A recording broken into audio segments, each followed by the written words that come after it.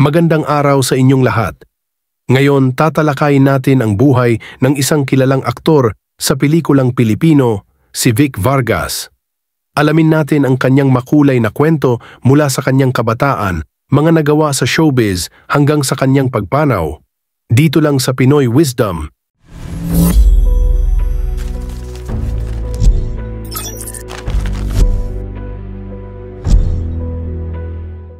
Si Vic Vargas ipinanganak bilang Jose Maria Marfori Asuncion noong Marso 28, 1939 sa Pilipinas. Sa murang edad na 17, siya ay naging 3 beses na kampeon sa judo sa Pilipinas. Nagtapos siya ng kursong commerce sa University of Santo Tomas at kalaunan ay naging guro ng pisikal na edukasyon, nagtuturo ng martial arts sa University of the East. Ang kanyang pagsasanay sa judo at martial arts ay nagbigay daan sa kanya upang magkaroon ng disiplina at tibay na nagamit niya sa kanyang karera sa showbiz.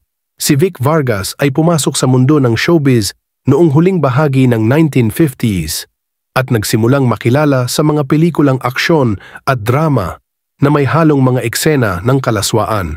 Ilan sa kanyang mga kilalang pelikula ay Pagdating sa Dulo, 1971, ang kauna-unahang pelikula ni Ishmael Bernal, El Vibora, 1972, kung saan nanalo siya ng Best Actor sa Manila Film Festival at Nueva Vizcaya, 1973, na nagbigay rin sa kanya ng karangalan bilang Best Actor sa kaparehong festival. Ang kanyang husay sa pag-arte ay naging dahilan upang siya ay kilalanin bilang isa sa mga pinakamahusay na aktor ng kanyang panahon.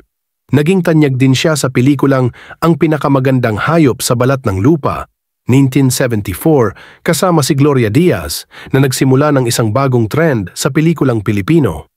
Ang kanyang pagganap sa In This Corner ay isa rin sa mga nagpatunay ng kanyang kakayahan bilang isang aktor. Ang mga pelikulang ito ay nagpakita ng kanyang versatility bilang artista, mula sa pagiging isang matipuno at malakas na karakter hanggang sa pagiging sensitibong aktor na kayang magdala ng malalim na emosyon. Si Vic Vargas ay ikinasal kay Rosana Zamora at nagkaroon sila ng anak na si Basilio Anton Asuncion. Kilala rin siya bilang isa sa mga unang aktor na sumali sa charismatic movement sa Pilipinas at aktibong miyembro ng environmental group na Bantay Dagat sa Palawan.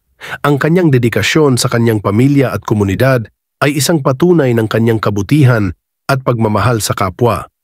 Ang kanyang pagiging bahagi ng Bantay Dagat ay nagpakita ng kanyang malasakit sa kalikasan at sa pagprotekta ng mga yamang dagat ng bansa. Pumanaw si Vic Vargas noong Hulyo 19, 2003 sa edad na 64 matapos magkasakit ng typhoid fever na nagdulot ng stroke. Siya ay nakoma at kalaunan ay binawian ng buhay sa San Juan de Dios Hospital sa Pasay. Ang kanyang mga labi ay inilibing sa Sacred Heart Church sa Makati, kung saan nakahimlay rin ang kanyang mga magulang. Ang kanyang pagpanaw ay nagdulot ng malaking lungkot sa industriya ng pelikulang Pilipino at sa kanyang mga tagahanga. Ang pamana ni Vic Vargas sa industriya ng pelikulang Pilipino ay hindi matatawaran. Siya ay isang simbolo ng husay at tapang sa pagganap, na nagbigay buhay sa maraming pelikula at nag-iwan ng malalim na bakas sa kasaysayan ng showbiz sa Pilipinas. Ang kanyang mga pelikula at kontribusyon ay patuloy na nagbibigay inspirasyon sa mga bagong henerasyon ng mga artista at manonood. Ang kanyang dedikasyon sa sining at sa kanyang komunidad ay isang huwaran na dapat pamarisan ng mga nasa industriya ngayon.